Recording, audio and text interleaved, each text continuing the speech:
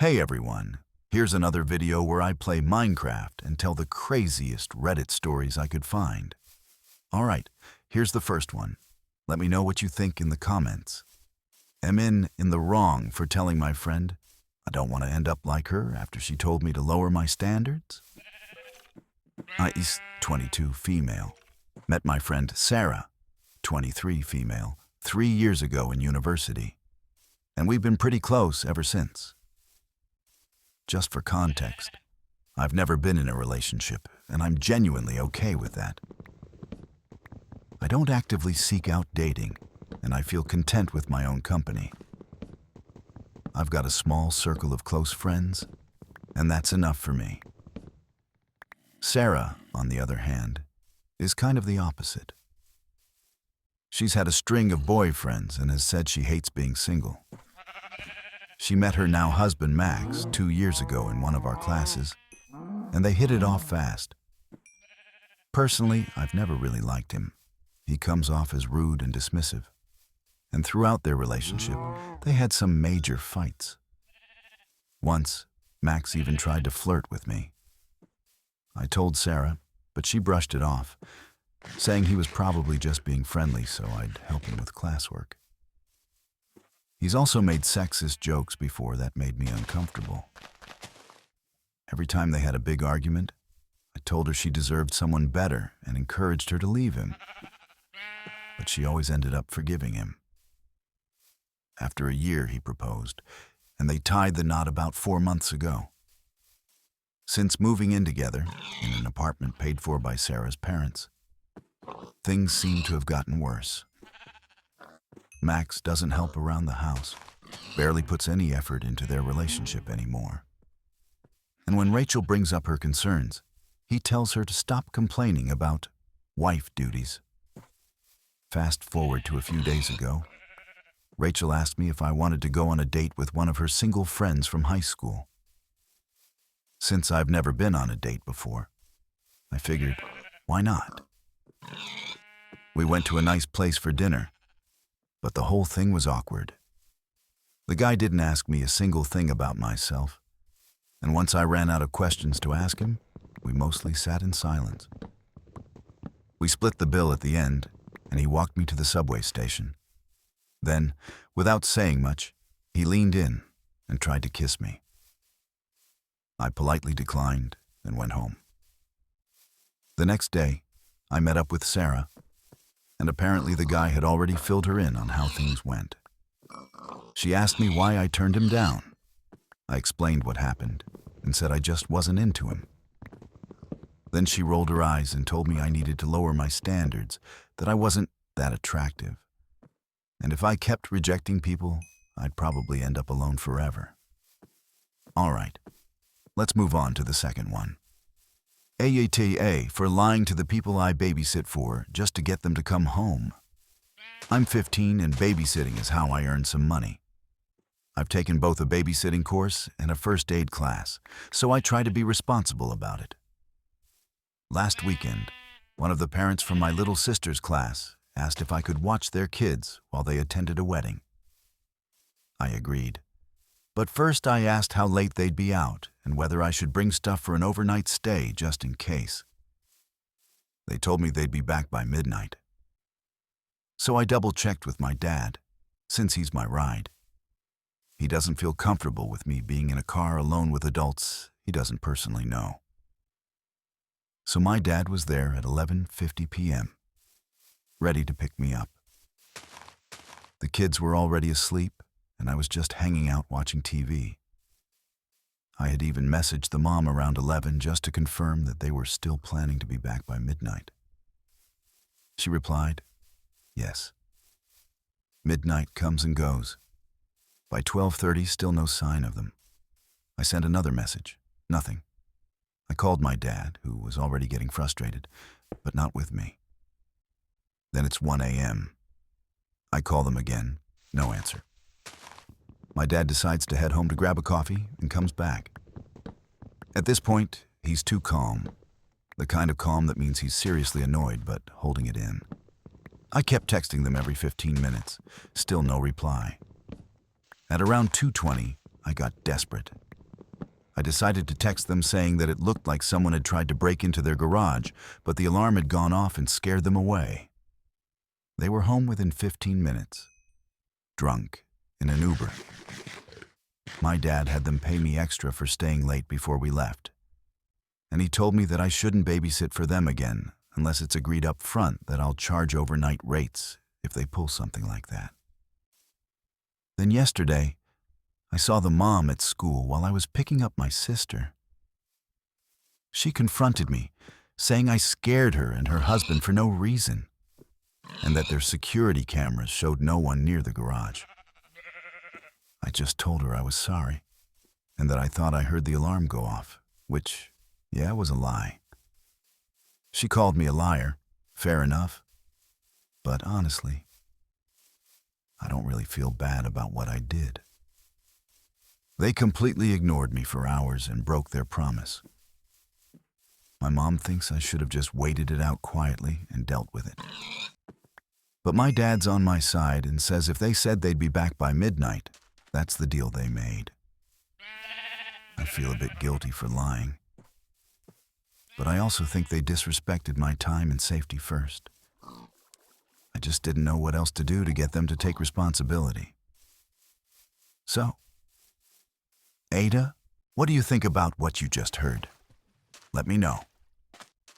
Here's the third story. AITA for starting to question the extent of my boyfriend's chronic pain and wondering if he's using it to avoid responsibility. Us, 26 female, have been in a relationship with my boyfriend, 30 male, for just under 2 years now. From the beginning, he's dealt with what he describes as chronic pain, but it's not tied to any diagnosed condition, mostly because he refuses to go see a doctor about it. Over time, the pain he talks about has apparently gotten worse. These days, it feels like it impacts everything. He can barely help around the house, doesn't contribute to basic chores, avoids making or keeping plans. And anytime I try to get us to go out and do something together, it's a huge ordeal. His reasons are always the same: pain and exhaustion. I want to be clear here. I don't suffer from chronic pain, and I'm not someone who would ever accuse someone of faking something that can't be seen. I know pain can be invisible and debilitating, but I'm starting to question things. It's hard not to when certain patterns have been developing. The big things that are bothering me are: A, he never seems to turn down invites from his friends. Even if they're going hiking, kayaking, or spending the whole day walking around at a music festival, he's down. No complaints about pain, no requests to modify plans. But if I suggest a dinner out or doing something together that involves even mild activity, suddenly he's wiped out and can't move. B, he's never once said he was too exhausted or sore for sex. Never. It's gotten to a point where I don't know what to believe. It feels like whenever something isn't appealing to him, like running errands or helping around the apartment, the pain becomes overwhelming. But when it's something he wants to do, he somehow has the energy. I'm starting to feel neglected and even hurt. It's like spending quality time with me, outside of watching TV on the couch, is just not worth the effort for him. I've never come out and said, "I don't believe you," because that's not how I feel. I do think he's experiencing something. But I've tried more than once to open a conversation about us spending more meaningful time together. And every time he pivots the discussion to his pain or accuses me of trying to control who he spends time with, which is never my intention. Out of concern, I've done tons of reading on chronic conditions, autoimmune diseases, nerve issues, muscular disorders, and brought up some potential leads with him. But he shuts it all down. He doesn't think traditional medicine will help. His treatment is smoking weed every day and venting about how unfair his situation is. But he won't actually do anything to improve it. And then there's this strange contradiction. When we're at parties or family get-togethers, which is rare because he says they're too exhausting, he'll talk non-stop about his pain to anyone who will listen. He'll describe his symptoms in detail and say how hard it is not to find relief. But again, he hasn't looked for real solutions. It's all complaints, no action.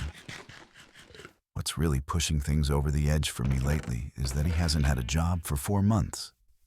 He says the pain is the reason. But the longer he's not working and the more I'm having to pick up the slack financially, the more trapped I feel.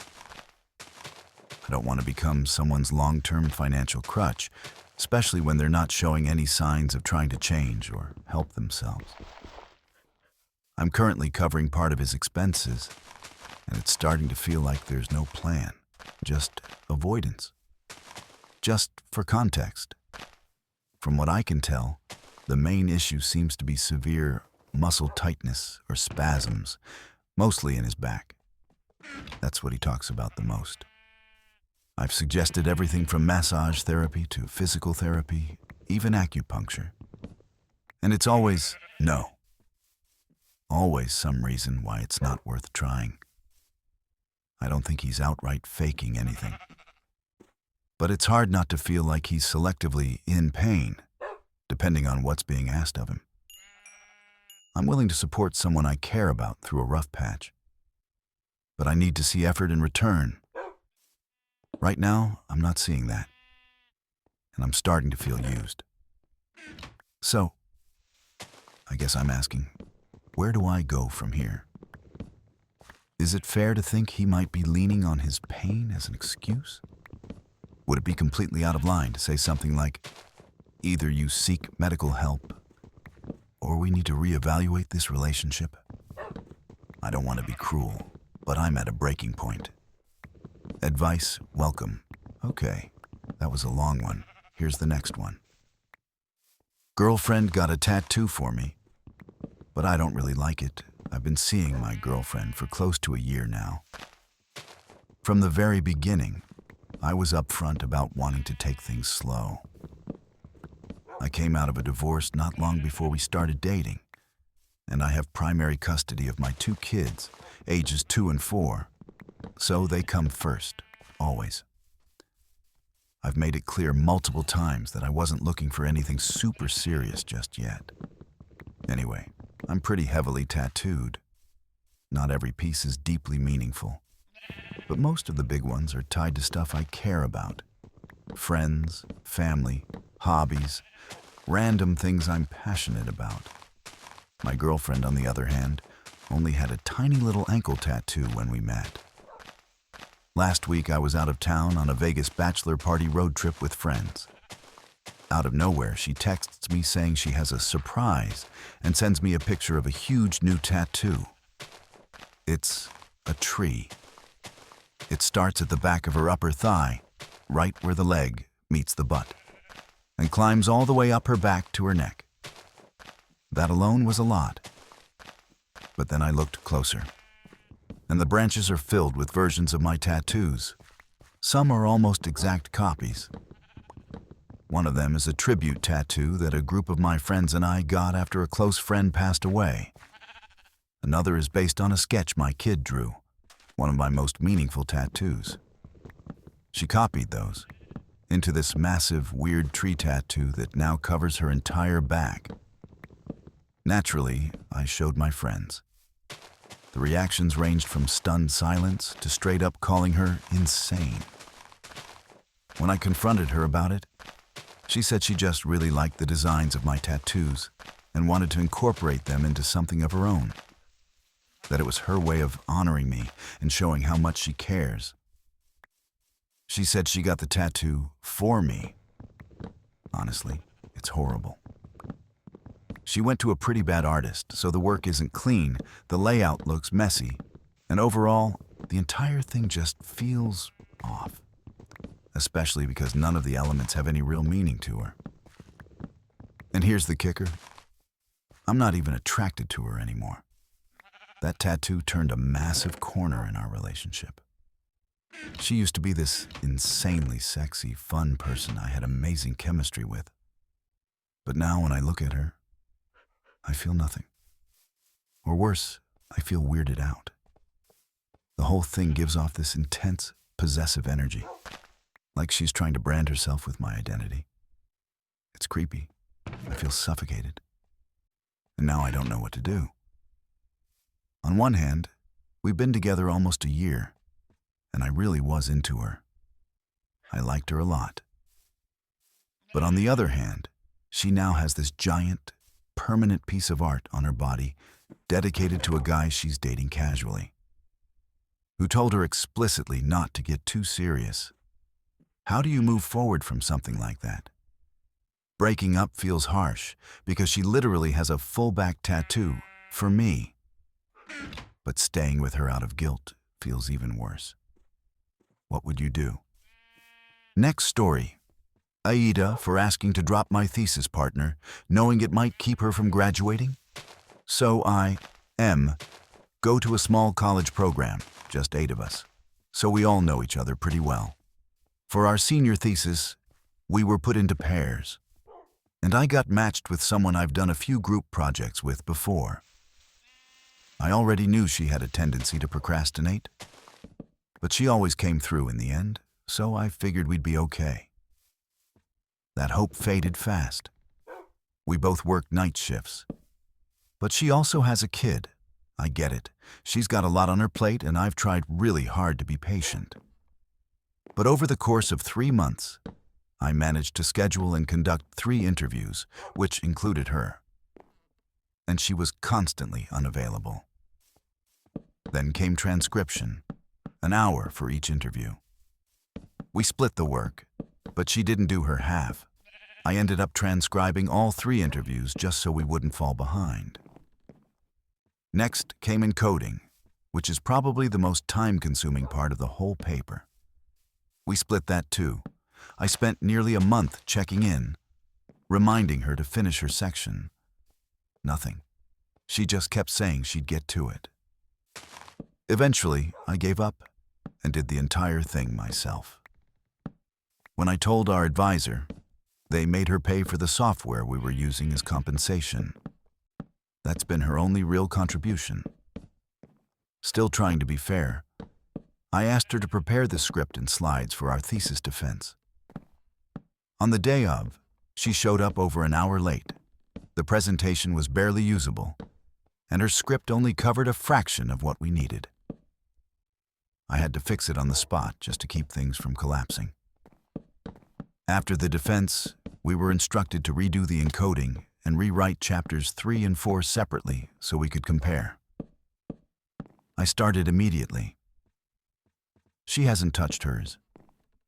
I've sent message after message following up, and all I ever get is, "I'll do it later." Meanwhile, she's super active on social media, constantly posting, sharing stories, clearly not swamped with life. Finally, I went to our advisor and asked if I could just submit the thesis under my name. If that happens, she doesn't graduate. Now some people are saying I'm being heartless and that I should just help her finish this last part. But I feel like I've already done the entire thesis by myself. This isn't one mistake. It's been months of me picking up her slack. So, Aida for drawing the line? This next one is exaggerated, but let's hear it. AITA for refusing to give up my airplane seat for a mom traveling with a toddler. Last weekend, I, 27, female, flew home after a work trip. I had a window seat, which I always choose because I get motion sickness and need to lean against the wall to avoid feeling awful. I booked my flight a month in advance, paid extra for the seat, and checked in early to make sure nothing got messed up. I board the plane and find a woman, probably early 30s, sitting in my seat with her toddler in the middle. I double-checked my ticket and politely said, "I think you're in my seat." She smiled and said, "Oh, would you mind switching with me?" I have the aisle seat a few rows back. It's just easier for me to manage him if we're both here. I asked her if she had asked the airline or a flight attendant for help. She said no. She figured whoever was assigned to the window would switch. I told her I was sorry, but I chose this seat for a reason and would prefer to sit there. She looked annoyed, but didn't say anything. Her toddler started whining loudly, and she loudly told him, "Some people aren't very understanding." She got up, and they moved to their actual seats. About 10 minutes later, a flight attendant came over and asked if I would be willing to move to help a mom stay with her child. I explained my motion sickness situation and that I paid for the seat specifically. The attendant was nice and said it was no problem. Still, I could feel the woman glaring at me half the flight. When we landed, I overheard her telling someone that some people just have no compassion. I didn't say anything, but now I'm wondering if I should have just moved. I don't have kids, so maybe I was being too rigid. But I also don't think it's fair to expect strangers to rearrange when they didn't plan ahead. So, Aida for not giving up my seat to a mom with a toddler. All right, let's move on to the next one. Aita for leaving my friend at the concert because she wouldn't stop recording everything. 24F. Went to a concert last weekend with my best friend, Riley. 24F. We've both been fans of this band since high school, and when they announced the tour, we were thrilled. We saved up for months and bought floor tickets as a birthday present to ourselves. The night finally comes, and the vibe is amazing. But as soon as the opening act starts, Riley pulls out her phone and starts recording. I didn't think much of it at first. Everyone takes a few clips. But she literally recorded everything. Whole songs, talking in between. She was holding her phone up nonstop, even blocking the view of the people behind us. About 4 songs into the headliner's set, I told her, "Hey, maybe take a break from filming and just enjoy the show." She just laughed and said, "I want to remember this forever." I dropped it, but I was getting really irritated.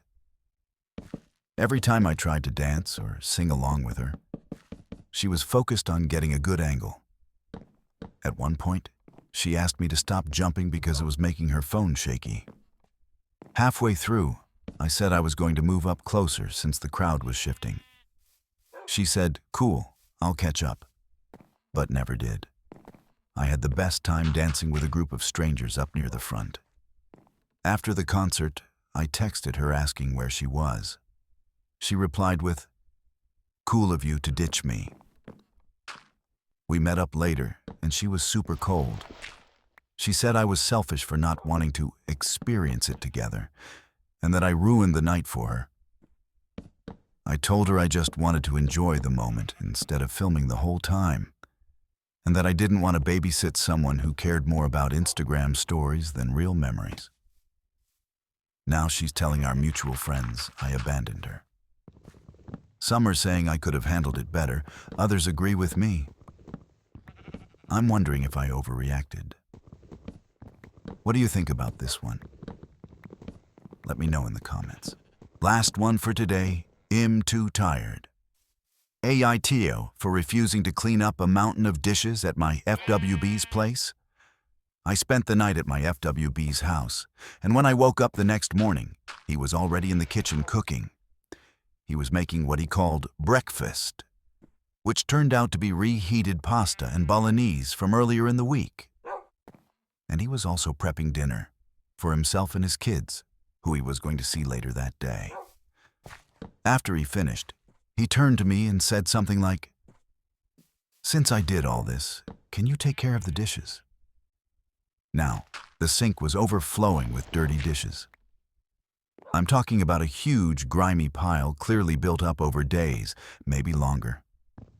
It wasn't from anything we ate that morning, and definitely not from me. What annoyed me wasn't even the request itself. It was how he tried to frame it. like I owed him something because he did all this, as if he just whipped up a gourmet meal for me. I pointed out that none of it was actually for me.